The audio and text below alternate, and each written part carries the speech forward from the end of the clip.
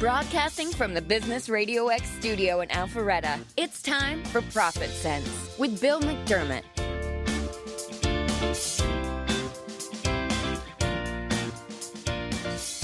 Good morning. Welcome to ProfitSense. This podcast dives into the stories behind some of Atlanta's successful businesses and business owners and the professionals that advise them. We help local business leaders get the word out about the important work they're doing to serve their market, their community, and their profession, as well as discuss current issues that business owners are facing today across a wide variety of industries. I'm your host, Bill McDermott, and this show is presented by the Profitability Coach. When business owners want to increase their profitability, they often don't have the expertise to know where to start or what to do. I leverage my knowledge and relationships from 32 years as a banker to identify the hurdles getting in the way and create a plan to deliver profitability they never thought possible. We have two great guests on the show today. I want to welcome Chris Caldwell with Highland Trust Partners. Chris, welcome. Thank you, Bill. And I also wanted to welcome Aaron Wynn with Hunter Recruitment Advisors. Aaron, welcome to ProfitSense. Thank you so much. Excited to be here. Chris, I'm going to start with you. You and I both have a topic that's near and dear to our hearts, helping business owners exit their business and not only exit it and have a plan. But before we jump to that topic, I'd love to know, why are you in the profession you are as a financial planner? Well, that's a great question. I get that fairly often. So I always say, and I think everybody does this when they coach other people, is that you do what you're passionate for. You do what you love to do. You do what you feel that you can provide value to others. So financial planning was that for me. When people ask me what I do, I tell them that I'm passionate about reducing stresses in the lives of families and business owners. And they want to know what that means with financial planning. So financial planning is not about finances.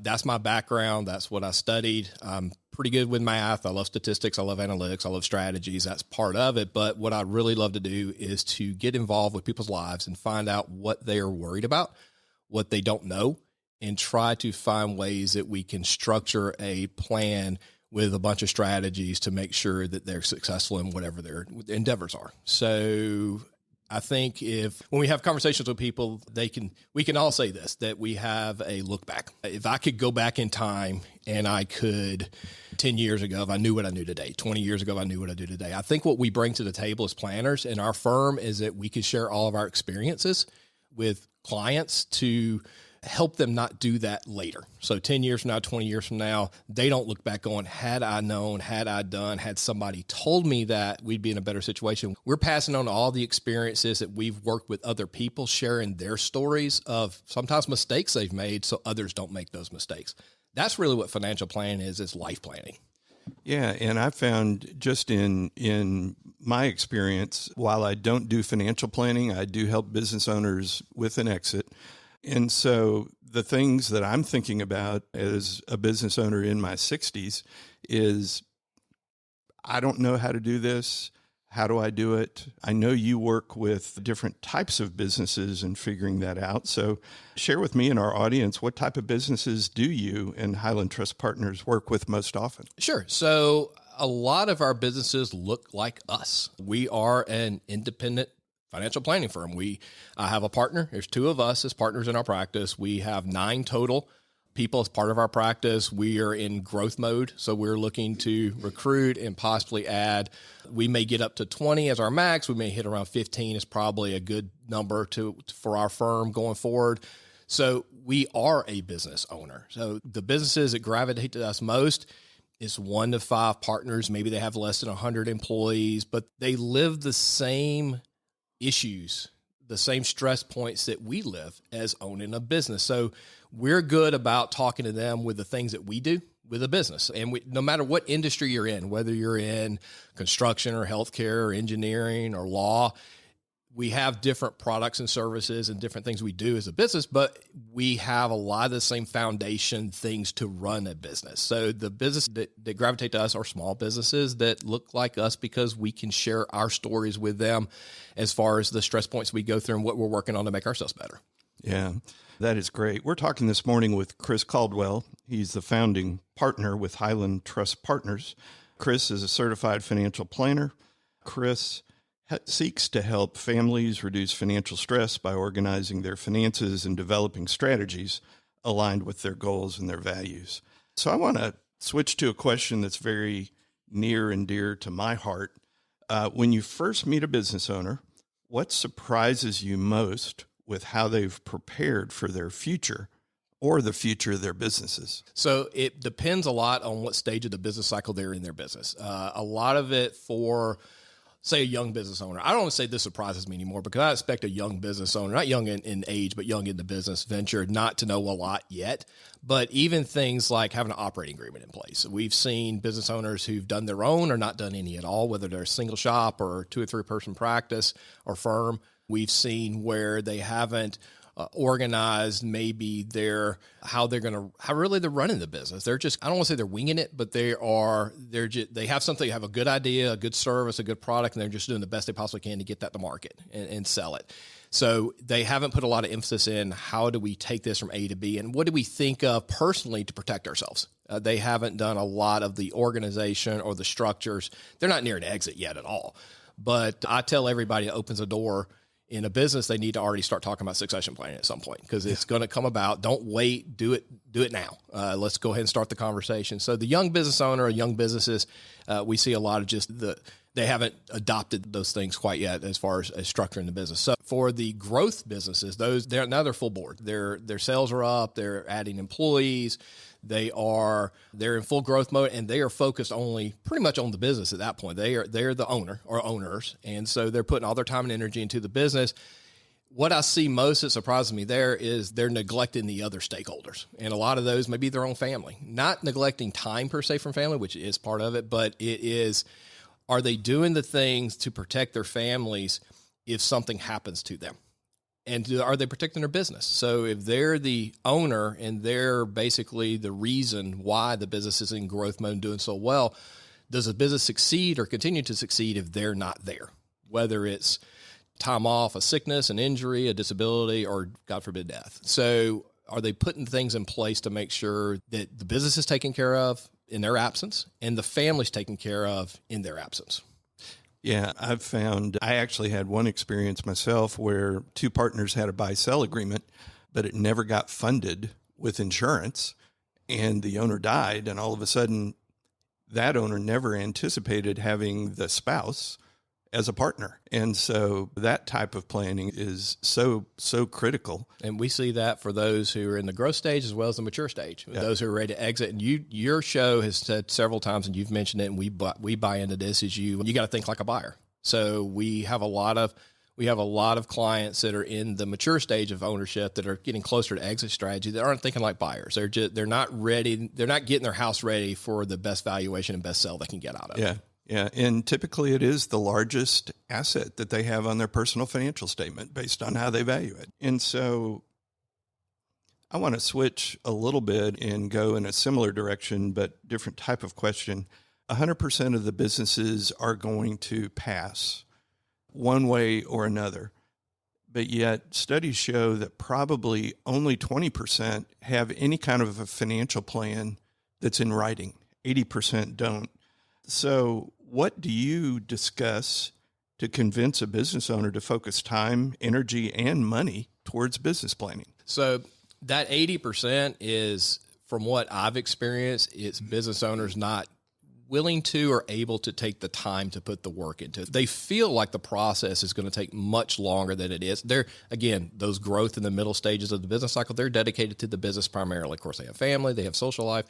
So for them to fear to spend the time to do this is money out of their pocket, not even dollars. It's just opportunity cost. So what we do for them, again, we're business owners. I have limited time in my day. I know that. I convey that to my clients and say, look, I understand that you don't have the ability to pull away from work for 3 or 4 or 5 hours a week to work with somebody on developing all these strategies. What we're really good at, besides conveying that time issue, is do the things behind the scenes for them. So I'm a network person. I'm naturally just want to introduce people to people. That's just I got plumbers, I got electricians, I got gardeners, I got people who do work for people and just give them free pro bono referrals all the time. So for me to to build a team for a client, to make sure that if they have a CPA, a corporate attorney, an estate attorney, an insurance agent, maybe an investment advisor somewhere else, but all the bankers.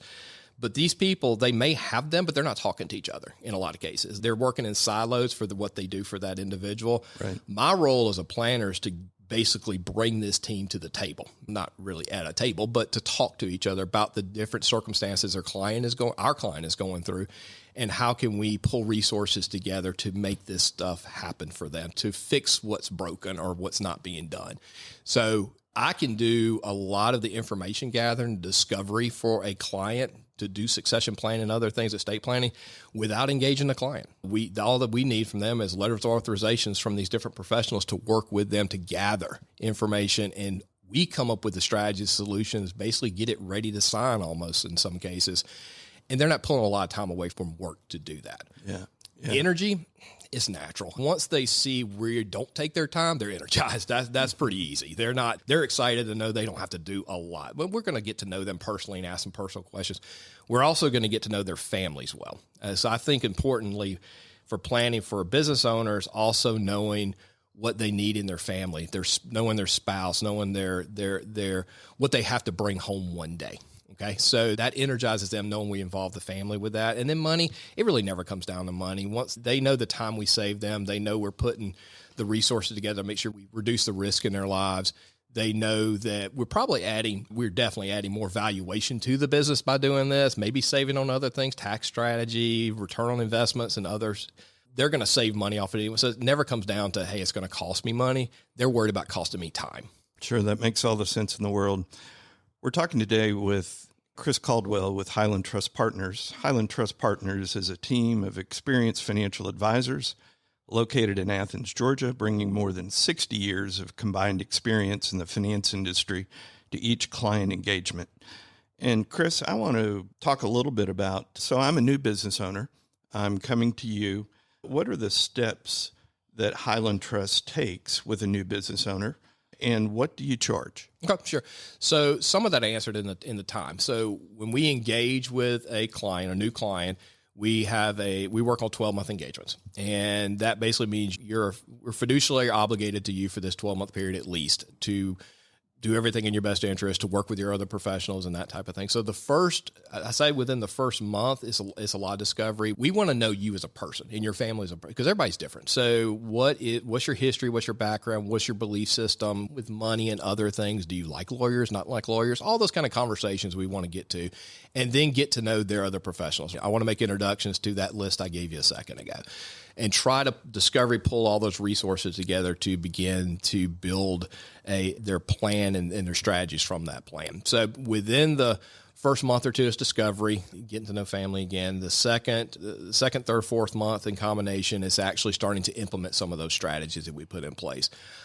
We rarely, with a business owner, particularly as multiple partners, because everybody's involved at this point. It's not just one partner, it's everybody. And then it's their spouses. So it's a network. We want to make sure that we do it methodically. We don't go fast. We do it well. Okay. So I've rarely ever finished a business plan. We'll do certain strategies with it and finish certain components of it, but finished a plan within a 12-month period. It usually takes sometimes 2 years, which they appreciate because they realize, one, we're not taking time away, and two, we're going to do it slow and right. But what we want to engage the owner in essentially is that we just need to know their direction. What's your strategic plan with the business? Do you have a business coach? That's a great one. So how do we improve your valuation? What do we need to do? What have you done before that's failed? Those are the kind of things I have to engage an owner with as far as their time. Sure. That makes a lot of sense. Chris, this has just been a wealth of information. I'm going to guess we have several business owners that are going to listen into this. What is the best way for a potential business owner to get in touch with you and Highland Trust Partners? So the best way probably is just go to our website. It's www.highlandtrustpartners.com. So it's highlandtrustpartners.com. All of our contact information is on the website, so you can easily reach out through the site and get in touch with any of our planners, and we can have an introduction call with you. Well, great. Wealth of information, good counsel, and thanks again for coming on the show. No, thanks for having me. I appreciate it. Thanks, Bill.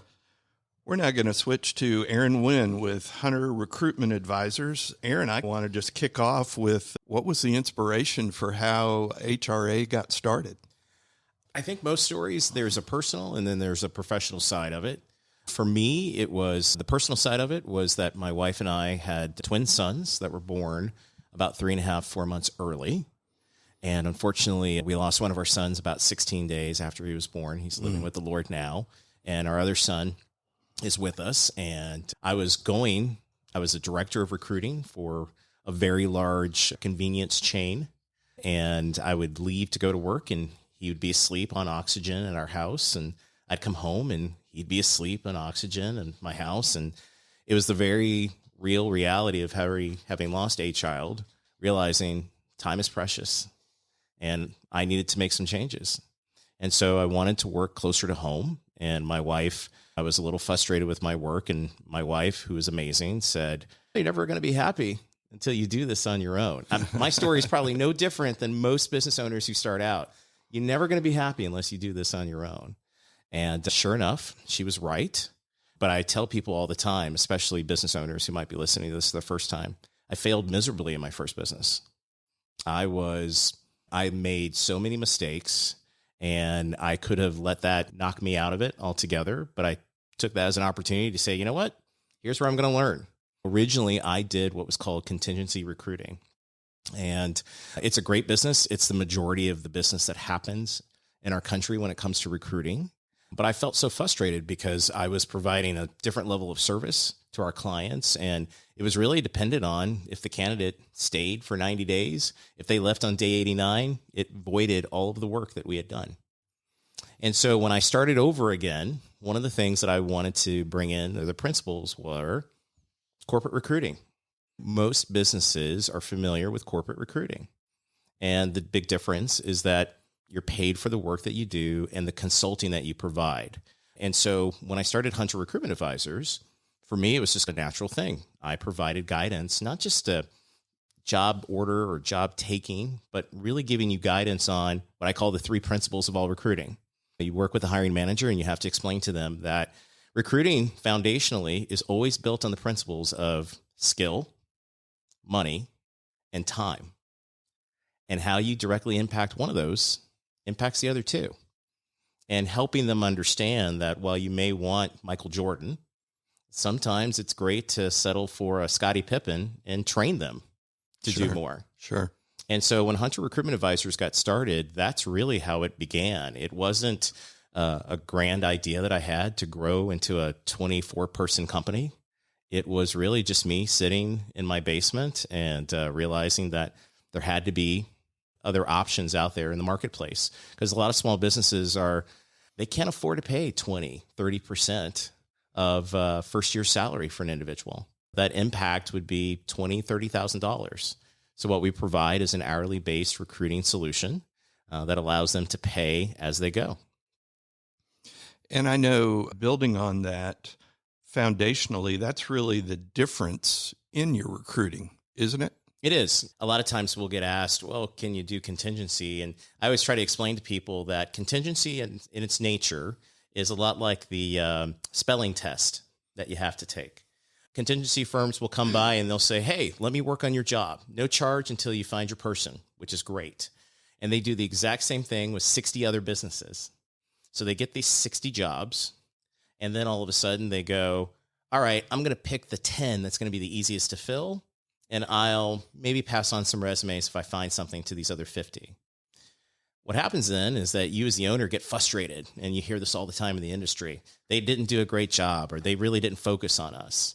When you do RPO, you're being paid to focus on that position. You're actually, all the hours that we tell you that we're working on that role, we're working on that role. And so I go back to the spelling analogy.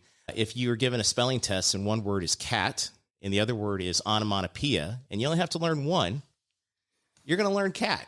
Sure. That's what contingency firms do. They work on the cat projects. Most of the jobs that people are being asked to recruit for are onomatopoeia. And so you need somebody who's going to study it, who's going to focus, and who's actually going to work on your project for you. We're talking today with Aaron Wynn, president of Hunter Recruitment Advisors. Aaron spent his professional life helping his clients overcome the distress of not being able to grow their businesses. By applying his personal experiences and professional knowledge, He provides the proven tools and techniques needed to identify, attract, and retain the right employees at the right time. And so, Aaron, your business model really is intended not only to be much more effective and efficient, but you're actually working yourself out of a job through what you call recruitment marketing. So talk about that a little bit. That is true. So for a lot of businesses, they apply principles that they've known their entire career. I put a job posting out. Hopefully we'll see some resumes come in, and then we'll see what happens. That worked pretty well when you had a unemployment rate that was 5.5%, 6%, 7%. There were people available in the market. Well, for the last, 5 years, we've been at less than 4%. Yeah. And full employment, and people are really stretched. And in particular industries where we tend to have a lot of expertise in the construction or in the trades business, it's even worse. And so what they found is that all of a sudden that well of resumes has dried up. So what do? Well, that's really when the smart companies, the bigger companies, started employing practices of recruitment marketing. Recruitment marketing is sharing your business to the public as to why they would want to come and work for you versus somebody else. And there's lots of different avenues where that takes place. One, it's the career page. That's a basic for every business owner. Two, most people don't realize Indeed provides a career page for your company that you don't even know about. The moment you post a job on Indeed, you get an automatic career page. And I didn't know that. Yeah. And from there, people can rate how much they like your business or don't like your business. And that's a really big deal because Indeed bought Glassdoor. So they're funneling people to give ratings on your organization. Well, I'm telling you, most new candidates are going through there and trying to decide who they want to work for. They're checking out your rating. And so if you don't own that, if you're not marketing through that, that's a challenge. And with the rest of our clients, we try to teach them how they can use these principles of recruitment marketing for themselves. They can use us to be able to employ those principles, but they themselves can learn to do it. And what happens often is that we'll do the recruiting as well as the recruitment marketing. And once we help them find their person or people, then we'll work ourselves out of that opportunity. And they have the fundamental tools now to be able to recruit for themselves. They could always bring us back in if they'd like to. And we have lots of clients that will phase in and phase out and bring us back in when they have the next set of hiring needs. But for a lot of our clients, they've reached that stage where they have 35, 40, 50 people. They need to have an ongoing recruitment process. We will actually help them hire their recruiter and train them on how to execute both recruitment marketing and recruitment practices so they can do it for themselves. I tease people, it's either the worst business model or the best one.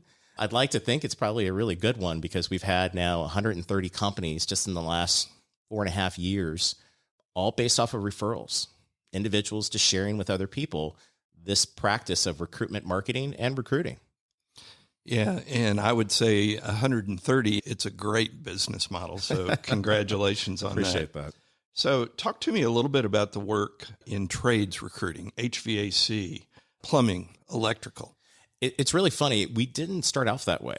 When we began recruiting, our clients included the Weather Channel. We've had edible arrangements. We've worked with insurance companies, investment groups. And then one day I got a call from a local Atlanta organization. They had an HVAC and they were looking to explore or to do others.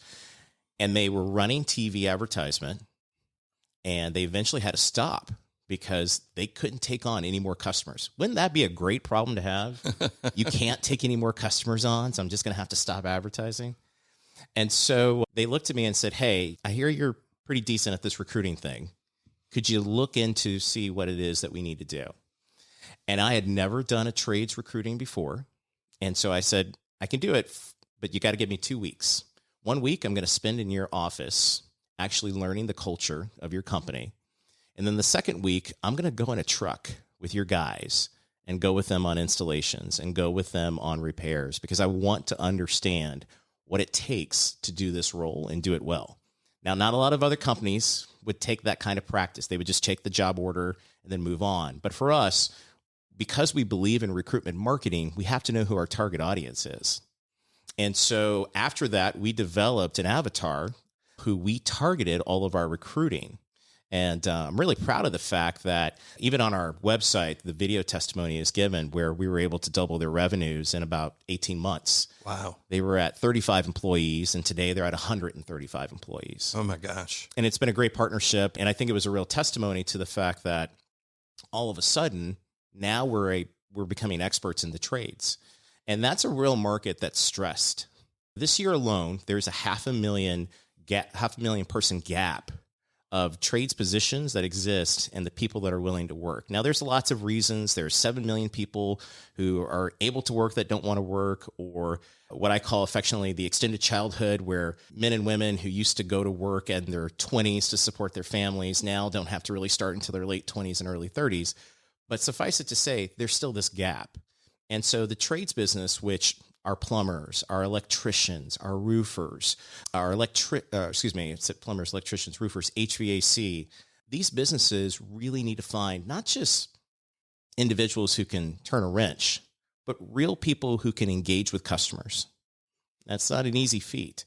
And so all of a sudden, this need for finding that and being able to target with recruitment marketing to help them identify not just possible people, but people who have done this work before became a premium for a lot of different businesses to be able to succeed. And when COVID hit, businesses were screaming to get more people because they had all the business that they could handle, but they couldn't find enough people to do the work. And so we started to become experts. It was originally 25% of our business, then it became 50%. Now it's almost 80% of our business is just working in the trades. Wow. And there's such a need for it out there. We're talking today with Aaron Wynn with Hunter Recruitment Advisors. HRA is a minority-owned recruitment process outsource provider and a recruitment marketing expert. They mobilize the right people, skills, and technologies to help organizations improve their business performance.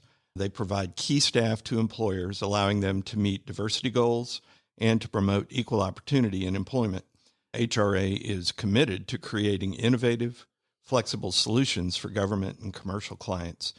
And so recruitment process outsourcing, RPO, what is it and why do employers need to be looking into this instead of contingency recruitment? Sure.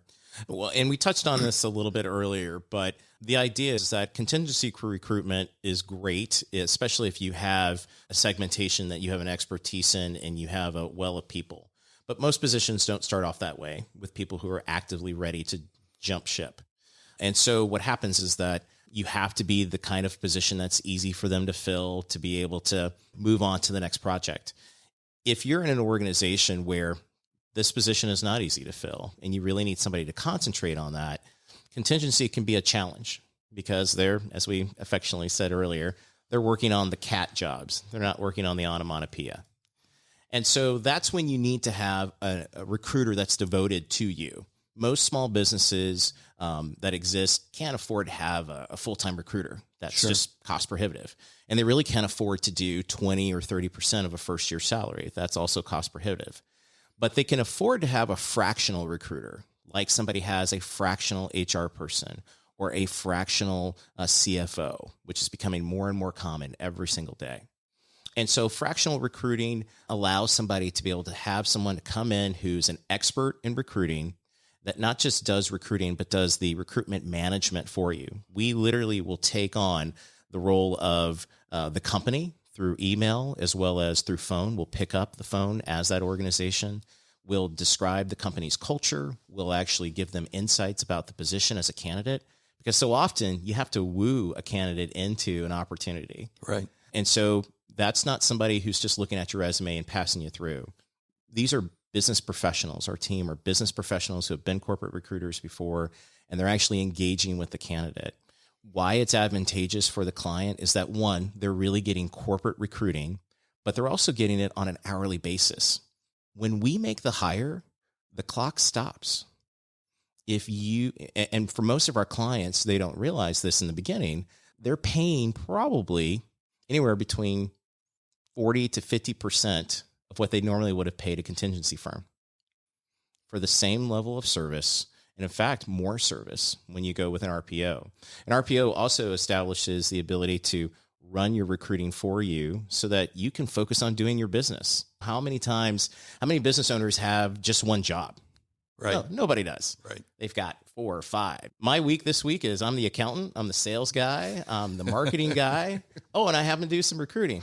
Nobody has time for everything. And so recruiting gets pushed to the bottom. Here, they can outsource it all. That the only thing they have to do is look at the write-up that we did for them so they can see if this is the kind of candidate they want to talk to, provide the time that they would like to do the interviews, and then show up. Everything else is handled by their RPO team. Yeah, which is great. And the whole concept of fractional work gives the business owner the ability to have on-demand recruiting. 100%. And so what a great business model. And everybody needs staff right now. I don't think I have a client that isn't looking to fill some kind of positions. Well, pass those business cards over. I'll be happy to take them. Absolutely. For our business owner listeners out there, just to help them, top 3 reasons people leave their job and what employers should know and do to attract them to their business. In the top 3, people often think the number 1 reason has got to be pay. Pay is in the top 3, but it's not number 1. But it's one that should always be considered. And what I try to tell business owners all the time is that you have to constantly make sure that your position and how it's being paid is up to market. We usually get settled into hey, this is what it got paid, so that's what it's going to stay. And the problem is they'll get wooed by somebody else who's more current. Every single year for myself, I look at what we're paying our employees and making sure that it's at least up to market, if not better. The second reason why people, in fact, going from 3 to 2, the second reason why people leave their positions is the quality of life. Can't get to Susie's recital, can't get to Timmy's ball game, or they're working hours nonstop and they really just want to be able to take a break, have some balance. That becomes more and more important with every generation that comes through, is that balance and being able to convey that you can provide that. It doesn't mean we don't want people to work hard, but it means that you have to respect that they have a life outside of this business. But the number 1 reason why people leave their jobs is the managers they work for. Over and over again, it's the people that they work for. Can they respect them? Can they be somebody who listens to them and respects what they have to say? Will they actually contribute to their development as an individual? And so whenever I try to help companies reduce turnover, the first 3 things I investigate with them is, let's see how well the pay is and base it based off of the skills that you're asking them to do. Let's get an internal survey or quality of life and understand how well that's actually working. And then 3, and this usually makes people's head spins when they originally think about it, is what's the turnover rate per manager? And how well are we actually bonusing towards turnover rates? It's not to keep people in positions that they shouldn't be there. But if it's apparent that 1 or 2 of your managers has a really high turnover rate in comparison to everybody else, then there's an opportunity to help them to become a better manager. Yeah. For no other reason than to become a better retention tool. What a great point. Aaron, if someone wants to get in touch with you, they have some recruiting needs, what's the best way to get in touch with you or with Hunter Recruitment Advisors? There's lots of different avenues. We have a pretty strong LinkedIn channel that we do a lot of our communication with the public, but they can also give us a call at 413-367-4868. That's where our solutions team will be able to take their call and really try to provide a solution that's going to work best for them, because it's not a cookie cutter. Every business is different, and so you need a different solution. And obviously they can check us out at hunterrecruitment.net, where they can provide their information and see video testimonials of clients that have worked with us to get a sense of who we are as a company and to see if it would work well for them. Well, you've got a great business model and a great business. I'm excited about your future. Thanks again for coming on ProfitSense today. A pleasure was all mine. Thank you. I want to take a moment right now and ask my business owner audience the question, what's standing in the way of your business exit? Recent surveys show that 80% of business owners will exit their business in the next 10 years, yet only 25% have created any sort of plans in writing for a successful outcome. I'm working with quite a few firms that are considering an exit, One situation includes a majority owner who has several partners and may be discovering those partners don't think like business owners and may just prefer to remain employees. Another owner is a very successful business. He's a baby boomer and is ready to retire, but is having a hard time removing himself from day-to-day operations. So what are some things that could be standing in the way of our exit? First, the economy. In a recession, the value of a business may decline, making it more difficult to sell. Also, if the economy is weak, it may be more difficult to find a buyer. Industry trends. If the industry is declining, the value of a business in that industry may decline. If the industry is changing, it may be difficult to find a buyer who is willing to take on the challenges of a changing industry. Third thing is taxes. This is one component that's very complex. In almost every case, selling a business for a gain will trigger either capital gains or ordinary income tax. So what can we do as owners? Time the sale of our business carefully, plan carefully, and seek advice from your professional advisors, and know that alternatives such as merging with another company also exists. With careful planning and execution, it is possible to sell a business at a fair price, even in challenging economic or industry conditions. If you want to keep up with the latest in pro-business news, follow us on LinkedIn and Instagram at The Profitability Coach. If you want to listen to past or future ProfitSense episodes, you can find us on ProfitSenseRadio.com. This is ProfitSense with Bill McDermott signing off. Make it a great day.